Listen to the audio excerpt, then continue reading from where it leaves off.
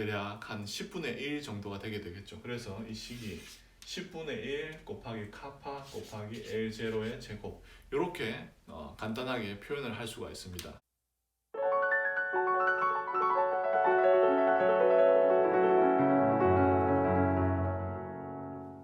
안녕하세요. 오늘 드디어 기둥의 설계에 대해서 얘기해보는 시간을 가지도록 하겠습니다. 기둥을 설계를 할 때 P델타를 고려하는 방법이 그 유로코드와 북미코드에서 조금 다른 방법을 사용하는데요. 유로코드에서 사용하는 방법은 공률법이고 북미코드에서 사용하는 방법은 강성법이라고 할 수가 있습니다. 오늘은 제가 유로코드에서 사용을 하는 공률법에 대해서 설명을 해드리고요. 다음 시간에 강성법에 대해서 이야기하도록 하겠습니다. 사실 제가 이 영상을 만들기 전에 좀 고민을 많이 했습니다. 왜냐하면 이 공률법이 유로 코드에 기반한 것이고, 그리고 또 제 영상을 보시는 분들이 한국에 계시는 분들이니까 이 공률법을 접할 기회도 거의 없을 것이고, 그리고 또 실무에서도 이 공률법으로 기둥을 설계하는 일도 아마 거의 없을 것입니다. 그래도 제가 이걸 설명을 드려야 되겠다 생각한 것은요, 제가 얼마 전에 그 베나 소백 교수의 영상을 봤는데요, 이 사람이 이런 말을 하더라고요. 사람이 눈이 두 개가 있기 때문에 그 깊이를 볼 수 있다라는 말을 했습니다. 자기가 그 국제적인 프로젝트들을 많이 하면서 여러 사람들을 만나고 여러 사람들과 이야기를 하고 나누고 그렇게 하면서 생기는 이점, 그러니까 다양한 시각들을 자기가 볼 수 있다는 거죠. 그러면서 생각도 깊어지고요. 이 얘기를 하더라고요. 그래서 제가 이게 그 공률법이 그 한국에는 잘 쓰일 일이 없기는 할 수 있겠지만, 그래도 여러분들의 그 기둥의 계산 아니면 기둥의 설계를 바라보는 시야를 좀 넓히고 또 깊이도 좀 깊어지는 않을까 하는 그런 마음에서 이 영상을 만들게 되었습니다. 아마 그래도 석사나 그 이상 공부를 하시는 분들한테는 분명히 도움이 되리라고 생각이 듭니다. 자, 그러면 이 공률법에 대해서 설명을 하도록 하겠습니다. 먼저 제가 이런 얘기를 하고 싶어요.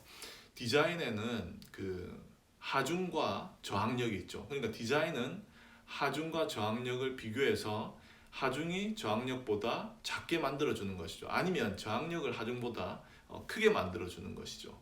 이때 이제 이런 질문을 할 수가 있겠죠. P 델타 효과를 그러면 저항력을 줄이는 데 사용을 할 것인가, 아니면 하중을 늘리는 데 사용을 할 것인가, 어느 쪽에다가 고려를 해줄 것인가, 이렇게 생각을 할 수가 있겠죠. 답은 강성법이건 공률법이건 하중 쪽에다가 이 P 델타 효과를 고려를 해줍니다. 그러니까 원래 그 P 델타를 고려하지 않은 그런 내력에다가 이 P 델타를 고려한 내력이 덧붙여지게 되는 것이죠. 자, 그럼 먼저 공률법의 가장 기본이 되는 식부터 한번 써보도록 하겠습니다. 뭐 식이라 할 것까지는 없고요.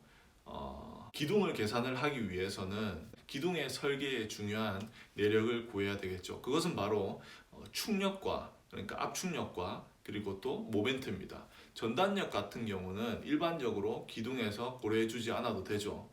어떤 횡방향으로 힘이 작용을 하지 않는 한 기둥은 보통 축력과 휨 모멘트를 받게 됩니다. 그래서 이런 전단력을 받는 그런 폭발이나 아니면 자동차 충돌로 인한 그런 하중들은 제외를 하고 일반적인 기둥의 설계에서 고려해주는 축력과 모멘트를 살펴보도록 하겠습니다. 축력은 P 델타 효과에 의해서 바뀌는 것이 없죠. 그렇기 때문에 축력은 이제 그대로 놔둬도 되고요. 그런데 이제 모멘트가 이제 P 델타 효과에 의해서 바뀌게 되는 것이죠. 그래서 기둥 디자인을 할 때 먼저 우리가 이렇게 축력을 갖다가 NED라고 하고요. 그리고 또 그와 동시에 고려해 줘야 되는 모멘트를 MED라고 하겠습니다. 그러면 아까 얘기했듯이 축력은 그대로 있고요. 모멘트가 이제 바뀌게 되는 것이죠. P 델타 효과에 의해서. 이 모멘트를 우리가 어떻게 표현해 줄 수 있냐면 이 축력의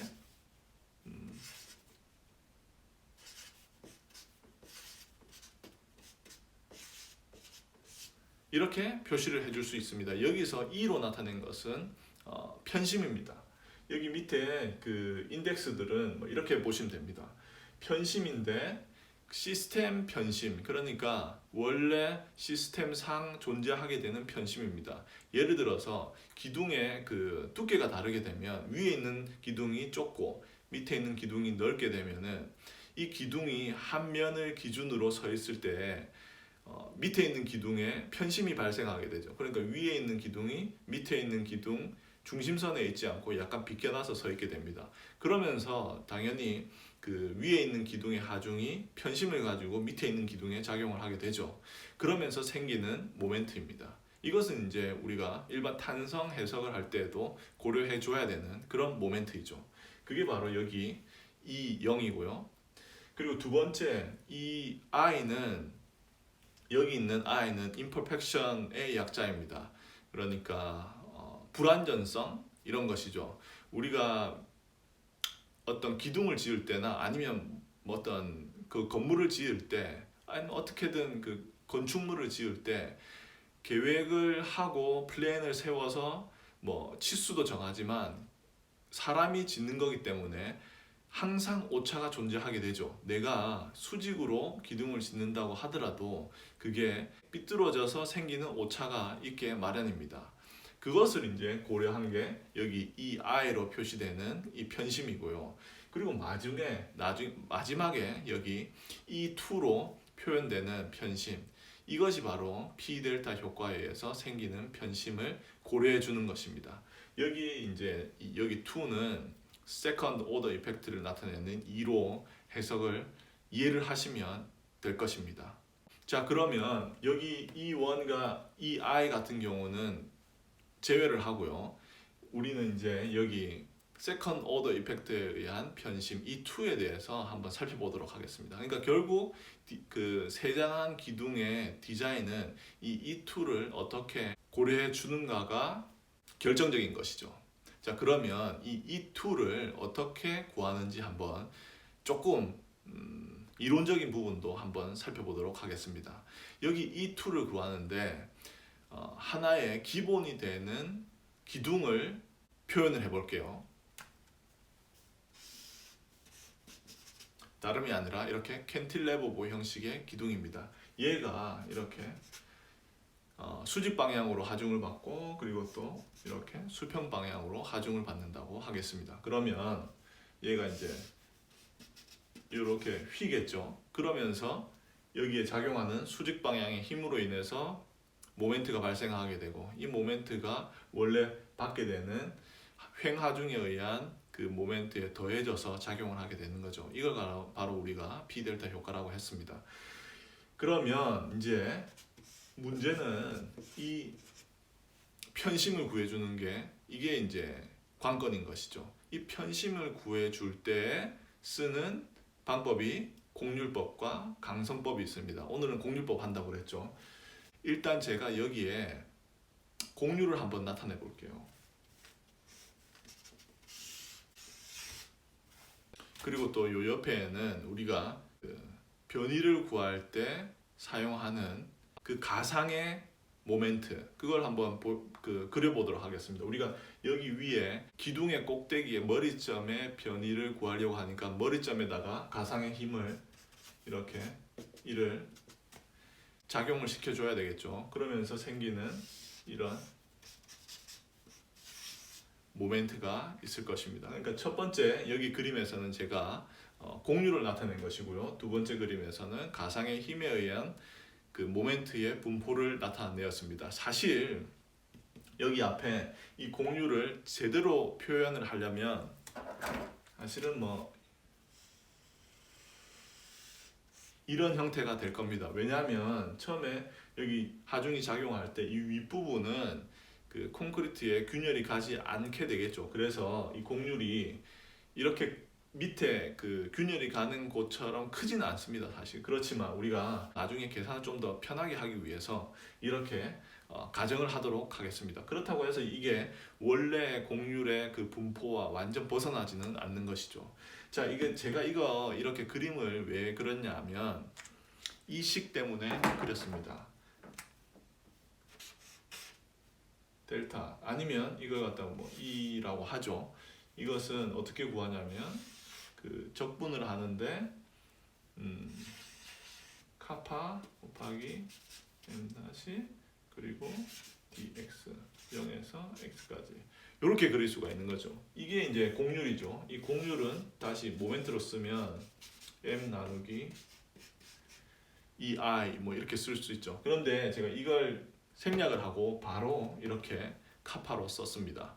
그러면은 여기서 이제 볼 수 있는 것이 우리가 공률과 여기 그 가상의 힘으로 인해서 생긴 모멘트를 적분을 하면은 여기 있는 그 변이를 구할 수가 있는 거죠. 그 말은 다시 얘기해서 이 위에 있는 두 가지 그래프를 중첩을 시키면 우리가 원하는 여기 있는 E2 그러니까 P 델타 효과에 의한 변이를 구해줄 수가 있는 것입니다. 자 그러면 이 두 개를 갖다가 중첩을 해주면 어떤 식이 생각나시나요? 그렇죠.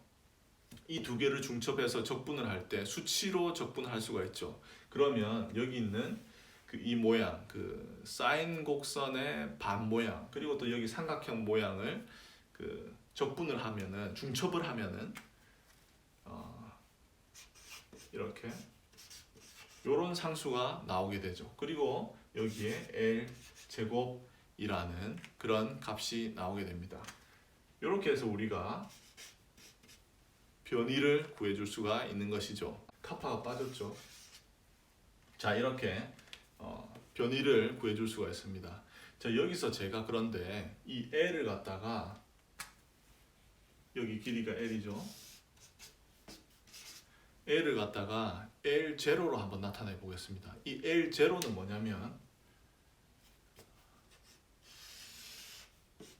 여기까지. 그러니까 여기에 좌굴 길이죠. 그러면은 식이 L0 좌굴 길이는 2L이라고 볼 수가 있겠죠. 여기 캔틸레버보의 좌굴 길이는 2L로 쓸 수가 있는 것이죠. 앞에 그 좌굴 유효 계수인가요? 그것이 2죠. 그래서 그 좌굴의 길이는 2L이 됩니다. 그러면 이 L 대신 L0 나누기 2를 넣으면요. 이 식이 5, 12 그리고 카파 그리고 L0의 제곱 나누기 4 이렇게 되겠죠. 그런데 여기에서 얘를 갖다가 계산해 주면은 대략 한 10분의 1 정도가 되게 되겠죠. 그래서 이 식이 10분의 1 곱하기 카파 곱하기 L0의 제곱 이렇게 간단하게 표현을 할 수가 있습니다. 이렇게 해서 우리가 이 P 델타의 효과에 의한 변이를 구할 수가 있습니다. 이제 이게 그 공률법의 기본이 되는 식이고요. 여기 이 식에다가 좀 더 몇 가지 사항을 더 고려해 주게 됩니다. 좀 시간이 길어지네요. 생각보다. 그래도 오늘 시작한 거니까 끝까지 마무리 한번 지어보도록 하겠습니다. 자, 여기서 식에서 이제 남은 것은 카파죠. 이제 카파를 어떻게 구할 것인가? 이게 이제 문제입니다. 이 카파는 아까 공률이라고 했습니다. 그러면은 이 공률을 어떻게 구할지 한번 설명해 보도록 하겠습니다. 자, 여기에서 공률을 구할 때 저희가 이제 이 부분에 부재를 한번 떼어서 생각해 보도록 하겠습니다. 자, 여기에 제가 아까 그 부재를 뗀 그 부재가 휜 그 상태를 여기 한번 표현을 해봤습니다. 이쪽이 왼쪽에 있는 그 철근이 되겠고요. 그리고 이쪽이 오른쪽에 있는 철근이 되겠습니다.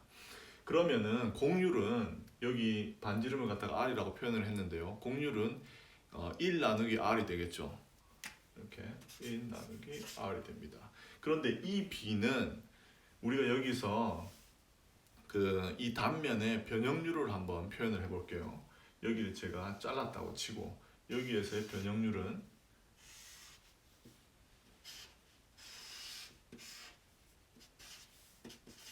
이렇게 된다고 가정을 하겠습니다. 이쪽이 압축을 받는 쪽이고 이쪽이 인장을 받는 쪽이죠.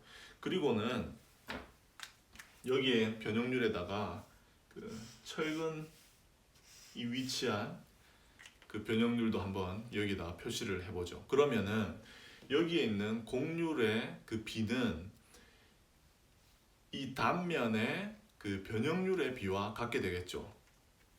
다시 말하면 여기 있는 1 나누기 R은 제가 여기에 그 철근의 변형률을 갖다가 입실론 Y, 그리고 여기는 또 입실론 Y라고 할게요. 여기에서 제가 Y라고 왜 했냐고 하면은 여기 제가 그 단면의 상태를 압축 철근과 인장 철근 둘 다가 그 항복 응력에 도달한 것으로 가정을 한 것입니다. 그러면 여기에서의 그 변형률은 대충 한 0.002 정도가 되겠죠. 여기도 0.002 정도가 될 겁니다. 이렇게 이제 가정을 했고요. 그때 여기 사이의 거리, 이걸 갖다가 Z라고 하죠. 이 사이의 거리는 그 압축력 쪽의 그 철근과 인장력 쪽의 철근의 거리입니다. 이것은 우리가 약산을 하면 전에도 한번 했는데요. 여기가 D라고 하면 그러니까 위쪽에 있는 표면에서 그 밑쪽에 있는 철근까지의 거리를 D라고 했을 때 여기 있는 Z는 0.9 곱하기 D로 이렇게 간단하게 근사치로 표현해 줄 수가 있죠. 그렇게 되면 이 변형률에 의한 그 기울기는 여기 밑에 0.9 곱하기 D 분의 2 곱하기 입실론 Y, 이런 식으로 이제 표현이 가능한 거죠. 이렇게 우리가 공률을 갖다가 그 단면에 변형된 상태를 근거로 해서 수치화시켜서 나타내 줄 수가 있는 것입니다. 이것이 이제 아까 그 식에서 대신 이 값들이 들어가게 되는 거죠. 그래서 그 식을 갖다가 여기 다시 써보면 E2는 1 나누기 10 곱하기 카파 대신 1 나누기 R 대신 2 곱하기 입실론 Y 나누기 0.9 곱하기 D, 이렇게 이제 써줄 수가 있는 것이죠. 여기에서 이 입실론 Y, 그러니까 항복 상태에서 철근의 그 변형률은 아까 말씀드렸듯이 그 0.002가 되겠고요. 그럼 여기가 한 0.004가 되겠죠. 그리고 여기 D는 우리가 단면에 따라서 그 구해줄 수 있는 값이 되겠죠. 그래서 여기 있는 모든 값을 우리가 수치화시켜서 구해줄 수가 있고, 이것을 갖다가 P 델타 효과에 의한 그 추가적인 변이를 구할 때 사용할 수가 있게 되는 것입니다. 그런데 여기 유로 코드에서 여기에다가 좀 더 보태가지고 두 가지 상수를 더해줍니다. 그것은 바로 K1하고 K2인데요. 그렇게 중요한 값은 아닙니다. 좀 더 경제적인 그런 설계를 해주고자 할 때 쓸 수 있는 값인데요. 여기서 K1 같은 경우는 세장비를 고려해주는 값입니다. 세장비가, 그런데 그 기둥이 가지고 있는 세장비가 25 이상이 될 경우에는 이 값은 무조건 K1 값은 1.0이에요. 그래서 이 식에 거의 영향을 주지 않습니다. 보통 기둥 같은 경우 세장비 효과를, 그러니까 P 델타 효과를 고려해야 되는 경우는 그 세장비가 한 35 이상 정도, 30, 35 이상 정도 되는 그런 기둥들을 이제 세장비로 고려를 해줘야 되거든요. 그렇다면은 얘가 세장비가 25 이상에서는 거의 25 이상에서 1.0이란 말은 거의 이 값은 특별한 경우를 제외하고는 1.0이라는 말이죠. 그래서 얘는 그렇게 크게 생각할 필요 없이 1.0이라는 값을 대입해 주면 되고요.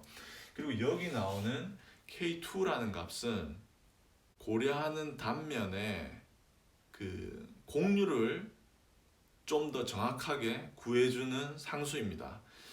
요 얘기를 그래프로 좀 설명을 해볼게요. 여기 한번 그려볼까요? 여기가 카파, 밑에 축이 공률이 되겠고요. 여기가 모멘트가 된다고 합시다. 그러면 어떤 단면이든지 이런 형태의 그 곡선을 그리게 되겠죠. 그랬을 때 우리가 여기를 밸런스 포인트라고 합니다. 이 밸런스 포인트에서는 그 압축력 쪽에 철근이 항복을 하고 인장력 쪽에 철근이 항복을 하는 상태를 말하죠. 그러니까 아까 사실 제가 여기에서 든 이 경우가 여기 밸런스 포인트에 있는 경우를 가정을 한 것입니다. 그러면 여기 보시면 여기 잘못했네요. 여기가 모멘트가 아니고 여기 그 압축력입니다. 압축력이 커지면 커지고 그 모멘트가 작으면 작을수록 그 곡률도 작아지게 되겠죠. 그러면 요런 이 곡선의 이런 부분, 이런 포인트에 단면이 위치하는 경우가 생길 수가 있겠죠. 그때에는 여기에서 나타내는 곡률보다 여기에서 나타내는 곡률의 값이 훨씬 더 작게 되겠죠. 그래서 이 값은 안전하게 해준다면은 K2의 값은 1로 보고 계산을 해도 무리는 없습니다. 하지만 이런 곡률의 값을 좀 더 정확하게 계산하기 위해서는 이 K2 값을 따로 구해줄 수가 있는 거죠. 그러면 여기 K2 값에 1,0 대신 뭐 0.7이라든지 0.8이라든지 이런 값들을 대입해 줄 수가 있는 것입니다. 이거 구하는 것은 그 선형관계를 이용해서 구하면 되는 겁니다. 제가 이렇게 오늘 그 곡률법에 대해서 설명을 드렸는데요. 모든 사항들을 자세하게는 설명하지 않고 조금씩 줄여서 최대한 필요한 만큼만 정리를 해서 설명을 드렸습니다. 만약에 혹시 여기서 좀 더 이 방법에 대해서 아시고 싶은 분이 계시다면은 어떤 부분에서 좀 더 설명이 필요한지 저한테 피드백을 주시면 제가 그 부분에 대해서 따로 시간을 내서 좀 더 깊게 들어가 보는 시간을 가지도록 하겠습니다. 오늘 이론적인 부분이 좀 꽤 길었지만 그래도 오늘 제가 설명한 것이 여러분들이 기둥 설계를 하는데 도움이 되었으면 좋겠습니다. 그럼 저는 다음 영상에서 만나 뵙겠습니다. 감사합니다.